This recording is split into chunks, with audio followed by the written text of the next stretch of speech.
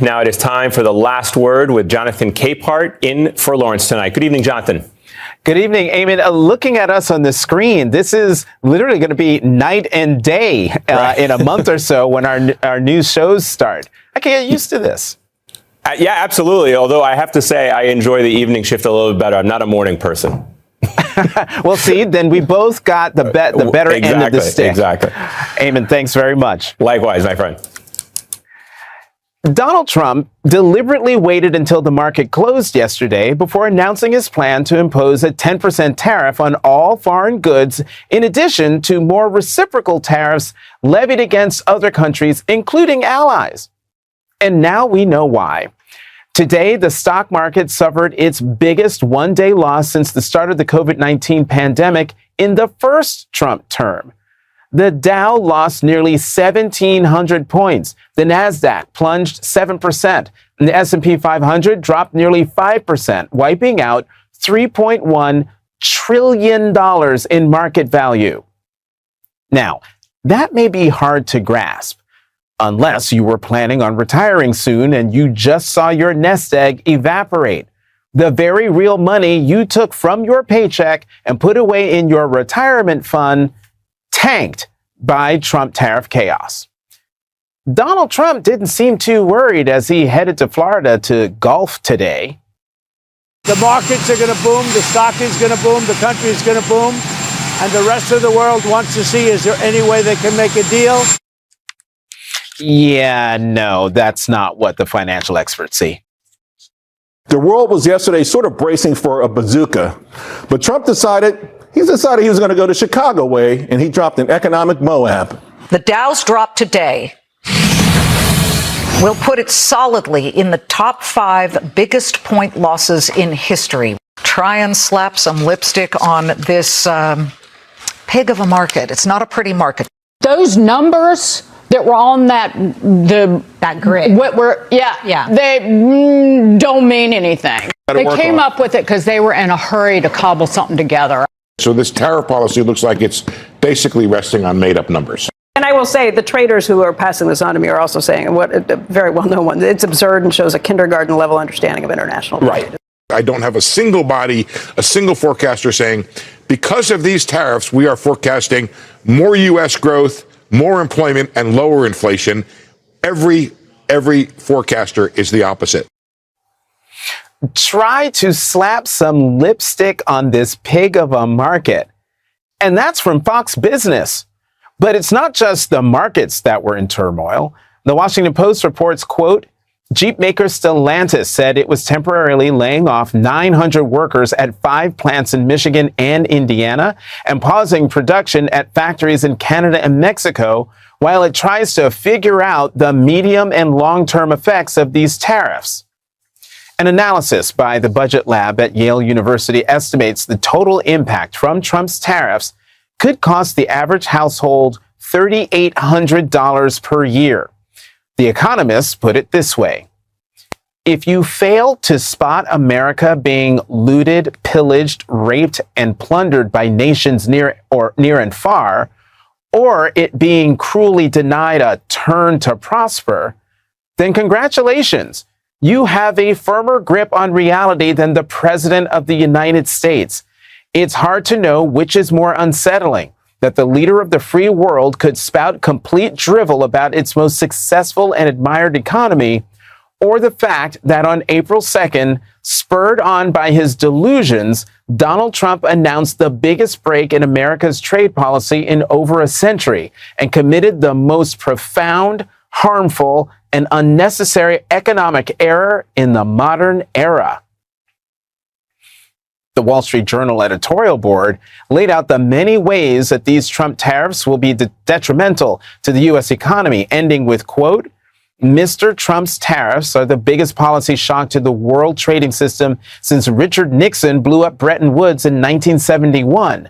As with that decision, Mr. Trump is acting with little understanding about the damage his tariffs will cause. The disturbance might not be as little as he imagines. Commerce Secretary Howard Lutnick seemed unbothered by the disturbance that Americans will face. Is there a red line for you pulling back and saying, okay, hold on, we're going to rethink things? No, I mean, come on. What you've got to realize is, sure, there's going to be some short-term movement, but this is a reordering of global trade.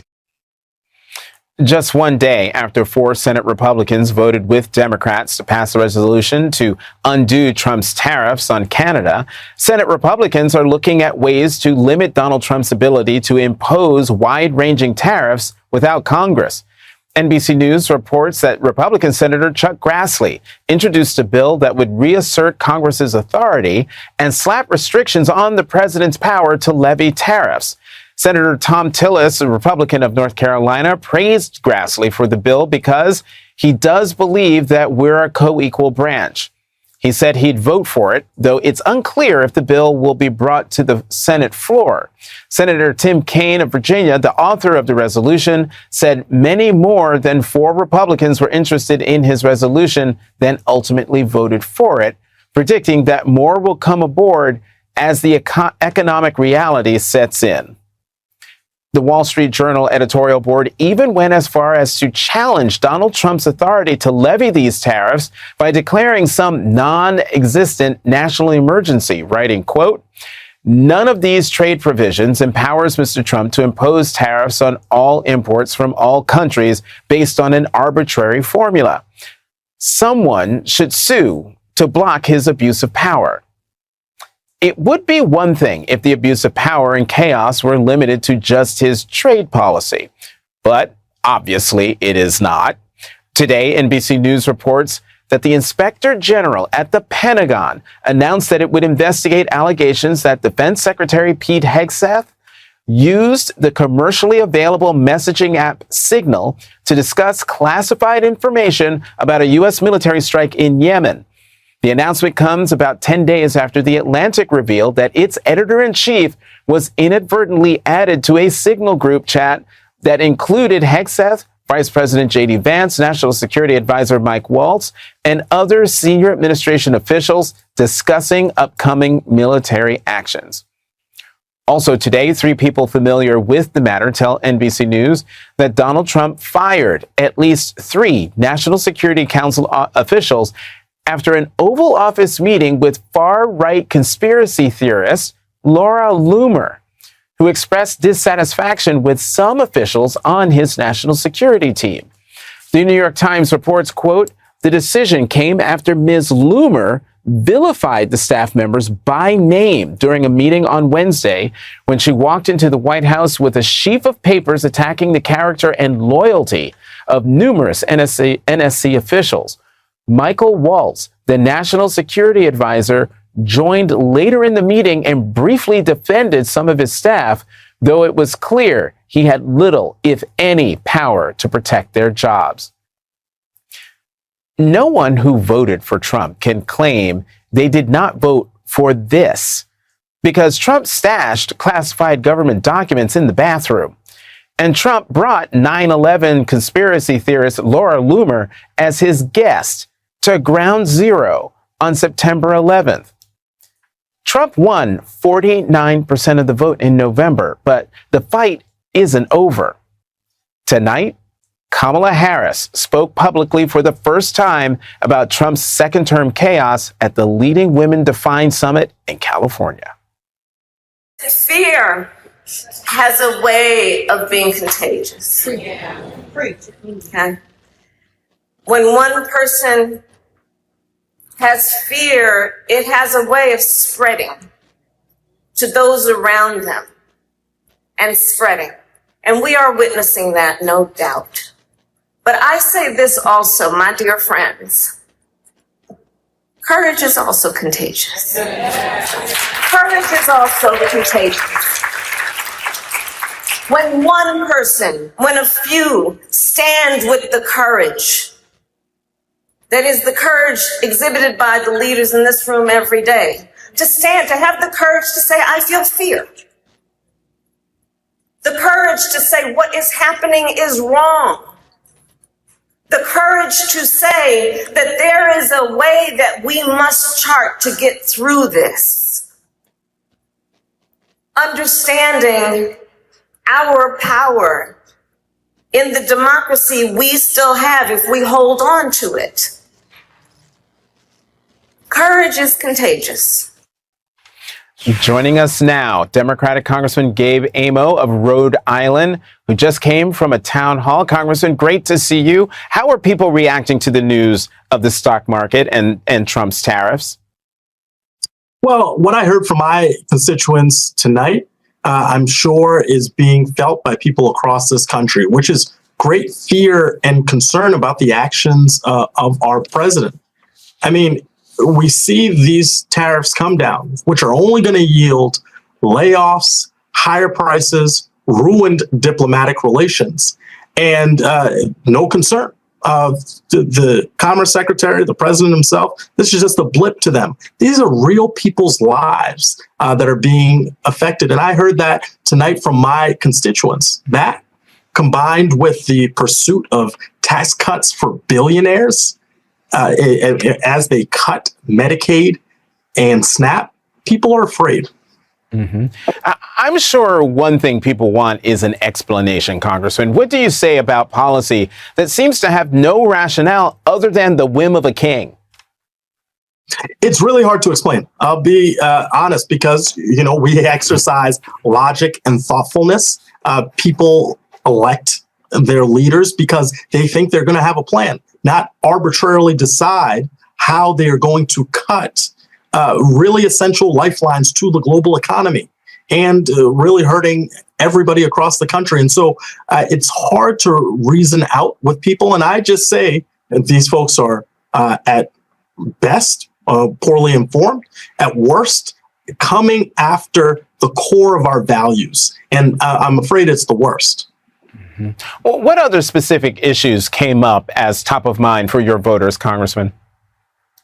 A lot of the lawlessness. We have heard and seen the arbitrary cutting of services at the Social Security Administration. We have seen wide layoffs and attempts to illegally terminate federal employees, some of whom were in that room tonight. And so the fear that these decisions being made on a whim, driven by Elon Musk's Doge, the real complacency and compliance that we see out of Republicans in the House who are just letting this happen and really not seeing any courage, contrary to what the vice president said, any courage from leaders on the other side of the aisle. The Boston Globe reports food banks across New England are scrambling after the Trump administration this month cut some $1 billion from programs that help them obtain food for distribution. With the support of federal assistance amounts to 10 to 30% of their total distributions. Congressman Amo, what can you say to voters who are worried about the future impact of Trump's cuts? Look, I will say what I've said here at home. I visited the Rhode Island Community Food Bank a couple weeks ago to communicate my real concern with regard to the plans that are part of the budget resolution that came out of the House a few weeks ago. And I've said that we have to be vocal. We have to be sure to communicate out the needs that are in our communities, and we have to dig in and support each other.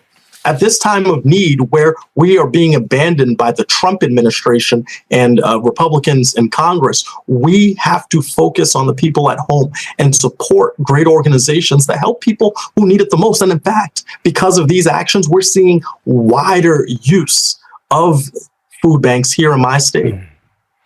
Congressman Amo, I got to get you on one more thing, because we saw some big Democratic wins this week. Susan Crawford won in that Supreme Court race in Wisconsin.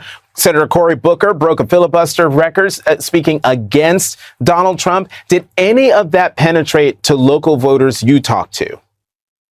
Big time. When I said Wisconsin, there was a round of applause in the room. Now, these are people who don't have the practice of electing judges, but we at home know that that is a blow for the progress that we are going to make as we work towards elections around this country. I would additionally say when Senator Booker was invoked, I shared my story of going to the Senate chamber to witness this moment in history where I wrote a note to my friend saying, keep going, brother, because we will win for the people we serve. And people in that room tonight felt inspiration. I'm certainly inspired, but we have to keep going. Just like the senator did, we'll keep pushing for the American people. I'm curious, Congressman, a round of applause for Wisconsin. People know what Senator Booker did. Do you sense that there's a shift in the mood of your constituents between pre-Wisconsin and Senator Booker and where we are, what you saw tonight? Well, I think people are focused on where can we find beams and lights of hope out there. And so when you have real examples of what happens when we come together, when we work hard, when we seek to amplify our message and our values, people can rally around that. So that's sort of the message here of this week is we have to give people something to work towards. We have to give people a sense that their hope will be met with action and really oriented on doing what we need to do to get back not only the hearts and minds, but the sort of the emphasis and focus on delivering results for people. Congressman Gabe Amo of Rhode Island, thank you very much for coming to The Last Word. Thanks for having me, Jonathan. At the top of the show, we played you Vice President Kamala Harris's first public comments on the Trump chaos of these first 75 days. MSNBC's Michelle Norris was in the room in California for Harris's remarks, and she joins us now. Michelle, let me play one more clip. Let me play one more clip of Harris and get your reaction on the other side. There is a sense of fear that has been taking hold in our country. And I understand it. But we're saying people stay quiet. We are seeing organizations stay quiet. We are seeing those who are capitulating to clearly unconstitutional threats. And these are the things that we are witnessing each day in these last few months in our country. And it understandably creates a great sense of fear. Because, there were many things that we knew would happen. Many things. I'm not here, so I told you so.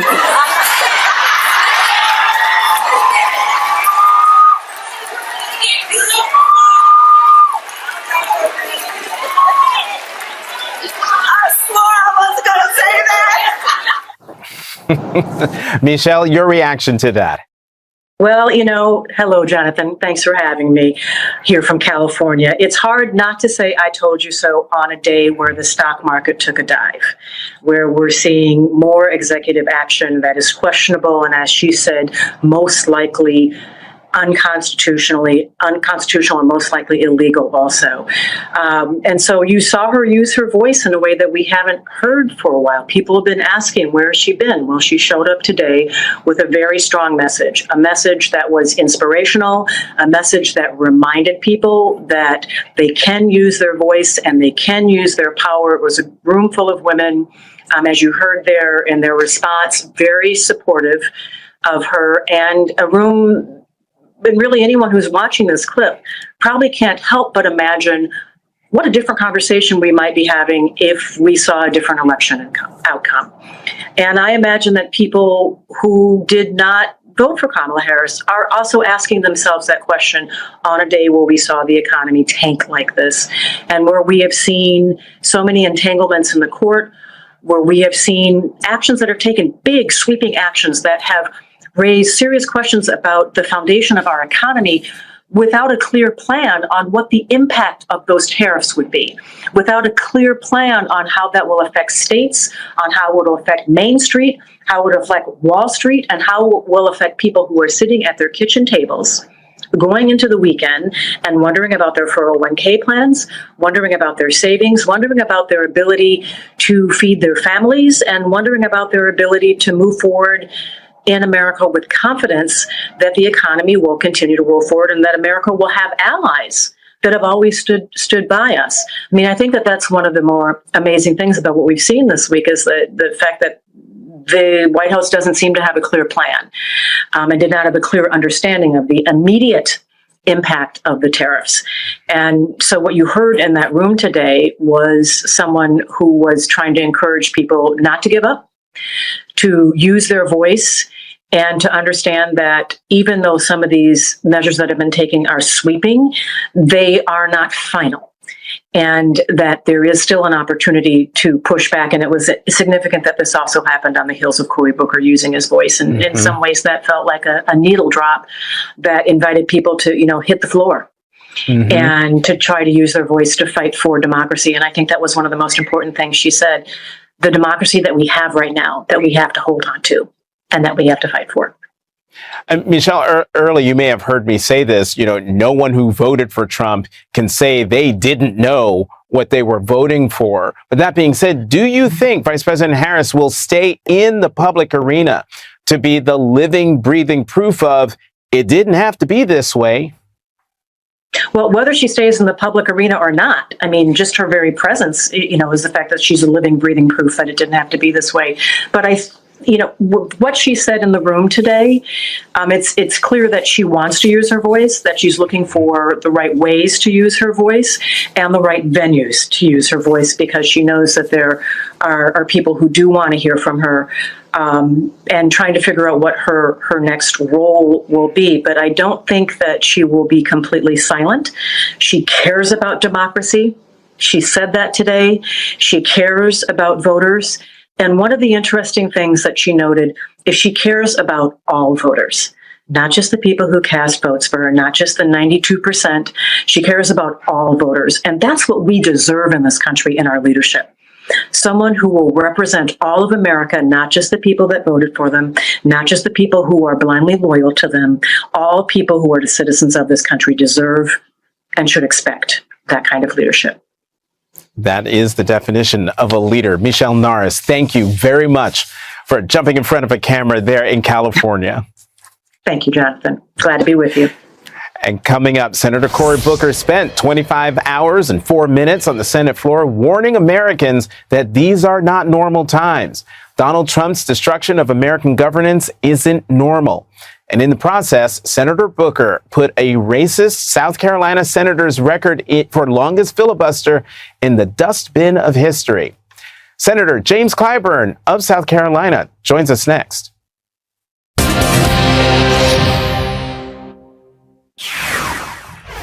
I asked you, are you better off than you were 72 days ago economically? I asked that question. Ask it to your friends. Are they better off economically? Well, I don't see how they could be, because prices are up, stock market's down, the risk of recession is climbing, consumer confidence is in the gutter, 401k plans are losing value. Are you better off than you were 72 days ago under this president's leadership? So I know there's a lot of people who are angry, who are worried, who are feeling overwhelmed, who are struggling to make ends meet, but I know of only one way to do this, and I'm trying to do it myself, is to do things differently, to stand up, to speak up, to not act like this is just normal in our country. On Tuesday, in his marathon 25-hour speech demanding us to wake up to the crisis in America, Cory Booker asked, "Are you better off now than you were before?" And tonight, this headline: stocks suffer biggest one-day wipeout in value since March 2020. This is exactly what Senator Booker spent 25 hours and 4 minutes trying to point out during his marathon speech on the Senate floor, that none of this is normal. The firing of thousands of federal workers isn't normal. The 19th century tariffs aren't normal. The stock market tanking, and then the president saying, quote, "Everything is going well," is not normal. These are not normal times. Senator Booker was protesting against an administration that is bending, breaking, and twisting the norms of American governance. Tonight, former Vice President Kamala Harris spoke out about how Trump is trying to erase the progress we've made as a nation. What has changed since 2016 is that we are in the midst of seeing progress being rolled back, policies that we birthed being rolled back, the terms that we use for what is progress in America being turned into a pejorative, intended to deny the facts and to deny smart policy, by the way, effective policy, by the way, that has been proven to yield a great return on that investment. Senator Booker, the first black senator from my home state of New Jersey, is proof of that investment. And Senator Booker broke the filibuster record of South Carolina Senator Strom Thurmond, who spoke for more than 24 hours in 1957 against the Civil Rights Act. Strom Thurmond will only be remembered now as an infamous racist, while Senator Cory Booker will take his place in history as a reminder of how far we've come.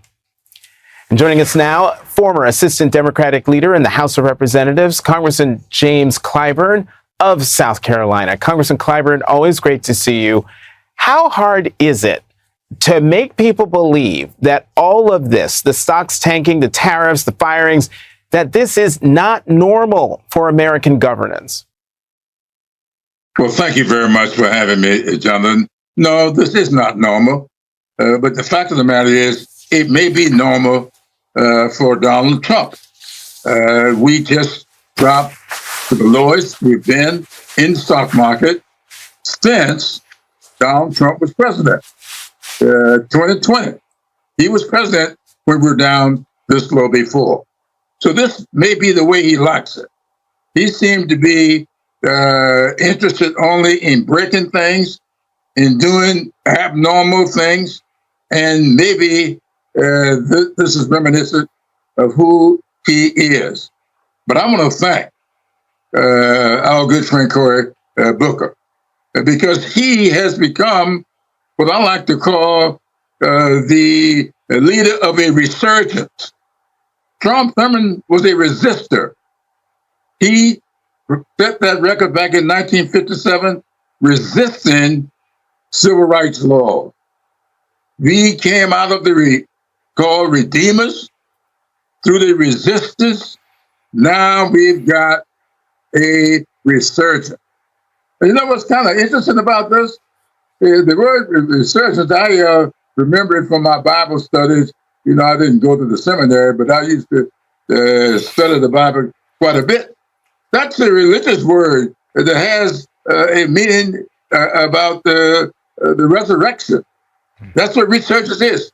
So maybe Cory Booker has resurrected our party that has been looked like it's a little bit down, but we are now up. You know, Congressman Clyburn, a bipartisan group of senators introduced a resolution to rein in any future tariffs, limiting the president's power to impose tariffs and requiring the president to give Congress notice in advance. Is there anything more that Democrats can do? Yes, and I think we're doing it. Down in Florida, I think Jamie Raskin is down there with the youngest member of our caucus. People are all over doing things. And I do believe that's why Senator Booker's, let's just call it filibuster, that's what it was. He really has sort of ignited something in our party. It's been there sort of latent all the time. And he decided to grab the bull by the horns, get on the floor, and he has been magnetic. People are joining with him. And we're going to be doing a whole lot of different things. Hakeem Jeffries is doing great work with our House Democratic Caucus. You know, people don't pay as much attention to us on the House side as they do on the Senate side. We understand that. But Hakeem is doing great work. We are coming together as a party. And I think between Booker's speech on the floor, between the results up there in Wisconsin on Tuesday, and of course, I would put in the results in Florida as well. Mm-hmm. People now see that our party is not dead. We have been resurrected, and we are going to celebrate this Easter season that we're about to have with a new revival. Congressman James Clyburn, I always have 10 more questions to ask you and 0 time to ask them. Thank you very much, as always, for coming to The Last Word. Thank you very much for having me. And coming up today, federal judge James Boasberg signaled he is strongly considering holding Trump administration officials in contempt of court for their rush to deport hundreds of people to El Salvador on Donald Trump's order. Andrew Weissman and Adam Klasfeld will join us to discuss what happened in that courtroom today. That's next.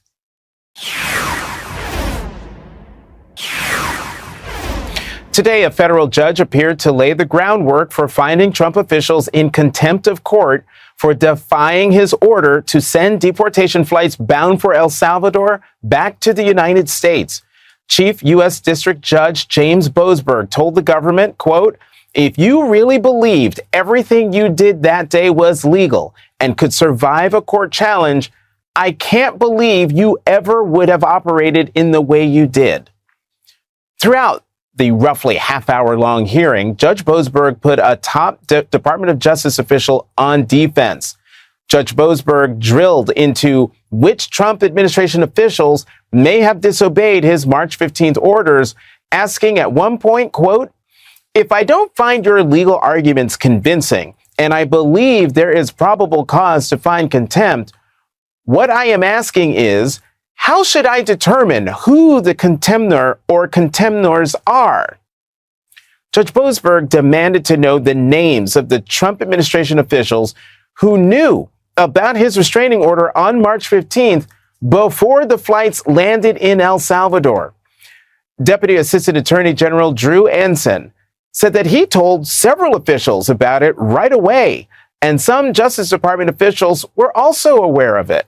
Judge Boasberg appears to be preparing for the next steps, asking at one point, quote, "If I find probable cause for contempt, does the government want an opportunity to purge the contempt?" Since Judge Boasberg issued his temporary restraining orders on March 15th, the Trump administration has claimed the order protected Venezuelan gang members. Attorney General Pam Bondi wrote that day, quote, "Tonight, a D.C. trial judge supported Tren de Aragua terrorists over the safety of Americans." But at today's hearing, Judge Boasberg cornered the DOJ's lawyer into all but admitting that was a lie. DOJ's Drew Ensign agreed that the order does not prevent the deportation of any gang members, only the use of a wartime statute to expel immigrants without due process. After that admission, Boasberg pressed him, quote, "So, if any of your clients or anyone in the administration continues to make statements that are contrary to what I just said, those statements would not be truthful. Isn't that right?" Ensign replied, "Yes, Your Honor. To the extent that they are contrary to things that are true, they would be false." The judge replied, "They would indeed." Judge Boasberg ended today's hearing without a ruling, indicating that he wouldn't issue an opinion before next week. Joining us now, legal reporter Adam Klasfeld, who covered today's hearing for us. Adam, I couldn't help but chuckle reading that back and forth between the judge and that DOJ lawyer. But you listened in on today's hearing. Fill us in on what we can't hear in the transcript. How tense did things get in court? And as you could see in that quote in particular, the sarcasm was palpable. The whole line, indeed, when to the extent that it's true, it's not true, it's going to be false. There were several moments like that. And you know that things are going sideways for one of the parties in a hearing when a federal judge reminds a lawyer that they're an officer of the court. And Judge Boasberg did just that, reminded Ensign that he was an officer of the court when asking him, are you really telling me that you didn't know during that hearing on March 15th that the planes were in the air, that you didn't talk to your clients? He was very incredulous about what the senior DOJ lawyer was telling him then. And that was only one time where he expressed intense skepticism, where he kept reminding that the possible next step here is contempt. And even though he didn't release a ruling at the end of that hearing, I doubt that there was anyone listening to it that is really wondering what that ruling is going to say next week. Mm-hmm. And Adam, let me read what the judge said in response to the Trump team claim that they had complied with his order. This is the judge. Okay, so it seems to me that there is a fair likelihood that that is not correct. And in fact, that the government acted in bad faith throughout that day. If you really believed everything you did that day was legal and could survive a court challenge, I can't believe you ever would have operated in the way you did. How serious are the judge's comments that it was bad faith? Yeah, I think anytime a judge says that the government is acting in bad faith, the government should be nervous, especially when the government is facing a potential finding of contempt. Right now, this was, as you noted, a roughly half-hour hearing, maybe a little more than that, very quick, and he had very pointed questions at the government the entire time. Very few questions for the plaintiff's attorneys at the ACLU. And when he did finally question the ACLU, he said, well, if we go to contempt proceedings, how should they look like? What should they look like? The judge is now getting the names of officials that he thinks may have committed contempt. He's exploring options and trying to lay out the groundwork, as you said. And I think the government has a sure sign of where things are headed. Adam Klasfeld, thank you, as always, for coming to The Last Word. Thank you, Jonathan. And coming up, a big name Democrat in New Hampshire just announced he's running for Senate in 2026, and he's ready to take on Trump and Elon Musk. Congressman Chris Pappas joins us next.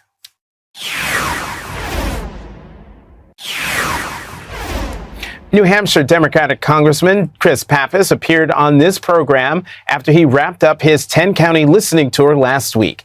And today, Congressman Pappas officially launched his campaign for U.S. Senate at the Manchester establishment his family founded 108 years ago. Let's get out and do the work required of us. Let's stand up. Let's stand together. Let's fight back, and let's win.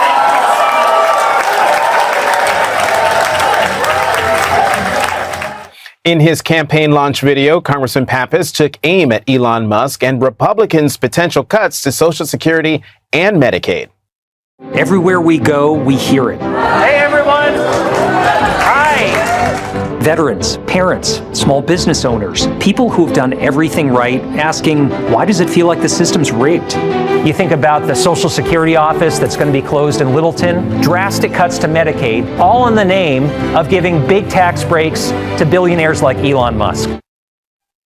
Joining us now, Democratic Congressman Chris Pappas of New Hampshire. He is running for U.S. Senate in 2026. Congressman Pappas, good to see you again. So, what is the top issue for voters in your state? Jonathan, it's great to be on with you. We just had a successful launch of our Senate campaign today.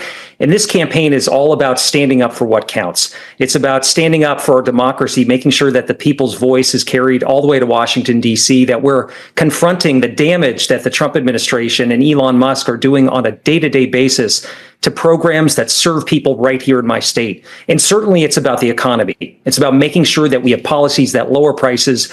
But obviously we see today on full display the damage that Donald Trump is doing to our economy in real time. He is making things more expensive. He's hurting our small businesses. He's destroying our tourist industry here in New Hampshire, all in the name of giving a big tax break to Elon Musk. So we are working hard to bring people together, to make sure they have a voice, and to know that these are just no ordinary times here. These are extraordinary times. It's a moment where we need to stand up and be counted and be channeling the anxiety, the fear, the anger that is expressed by voters I meet every day into action in Washington, D.C. on their behalf. Well, speaking of the impact on businesses, Adria Bagshaw, the owner of a company that manufactures metal parts in New Hampshire, introduced you at your event today. What are small business owners like her telling you about the impact the Trump tariffs could have on their businesses and their customers? Well, her business has been open since the late 1800s, a multi-generational family business, much like mine, which has been open since the early 1900s, 4 generations of my family that run that business in Manchester. The fact is, whether you're in hospitality, whether you're in manufacturing, regardless of what your small business is, there's going to be an impact for you. So whether that means the cost of raw goods is going up, or just disruptions to the way that you reach your customers, things are getting more expensive for businesses and consumers as well. This is political malpractice by the administration. They are setting off a bomb inside our economy, and it is jacking up prices at a time where we just can't afford for anything to be more expensive. You know, think of our businesses and everything they've been through over the last 5 years. They were beginning to get to a more normal footing, and now to have these tariffs placed upon them, this is going to disrupt what they do. It's going to dry up certain customer bases. It's going to make their products more expensive, and that's only going to cause them to pull back and lower the forecast of what they are able to do to continue to function. New Hampshire's, like many other states, Main Street businesses drive our economy here in New Hampshire, and they need leadership in Washington that's going to be practical about how we address workforce challenges, housing challenges. But this is taking us in the wrong direction, and that's why we urge people to go to chrispappas.org, join our fight, because we need to take back the U.S. Senate and have some checks and balances in Washington. Congressman Chris Pappas of New Hampshire, newly minted candidate for the United States Senate. Thank you very much for coming to The Last Word. And we'll be right back. That is tonight's Last Word. Lawrence will be back tomorrow.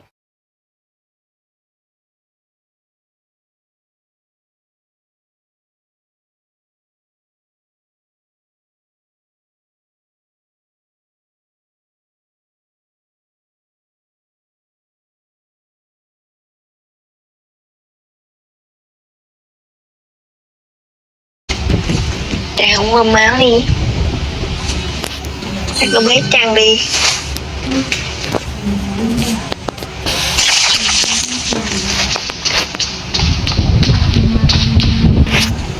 Tám sáu. 86 luôn hả? 86 mình từ số 1. Không, tôi 94. Làm gì ở đó? Tôi 93 mà. Anh giọng này giọng mắt rõ ràng á, mà kêu người miền Trung. Anh vậy không, người miền Trung người có Nghệ An, Quảng Nam. Đúng rồi, đúng rồi. Quảng Nam. Bên này nhiều người ta, người Bắc. Giống thằng Đức á. Dễ hơn. Các người Gia Lai mà. Đúng vậy. Nhưng mà giọng ông Đức cũng rạc bằng Nga. Chứ có cái gì. Đức nó được sinh ra ở ngoài Bắc, xong gia đình nó vô Gia Lai sinh sống, nên cái giọng nó chưa thay đổi. Giống anh là từ nhỏ luôn, cho nên cái giọng của anh nó không có do cái giống ở Bình Định. Còn Đức là nó lớn lên rồi.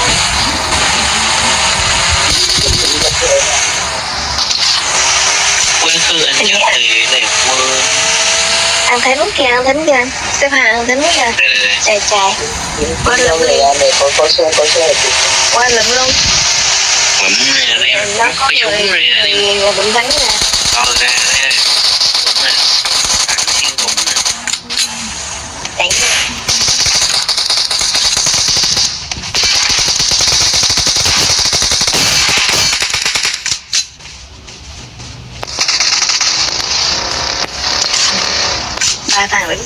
Thằng Thính là gì? À, B90. Bắn gì? Dạ. Đứa nào? Đen đỡ điện, đen đỡ điện, đen đỡ điện. Đen đỡ điện. Trốn người, em trốn người. Ở bên Đừng có trốn đây, em chưa trốn được. nó đằng kia mà. Em trốn cái thằng Thính này. Trên đồi có nữa. Đó, trên đồi để bắn em cho sao? Nó mất cái đầu rồi. Chưa kịp lụm cái B90. Hay để anh hy sinh lụm cho này. Vậy này. Đây là để anh ấy. Này của anh ấy cũng lụm. Giữ ra đi. Trang lụm cũng quẹt. Em ngồi vô. Đâu. Đâu. Nó sắp bế chặt đi rồi. Chết này Trang ơi.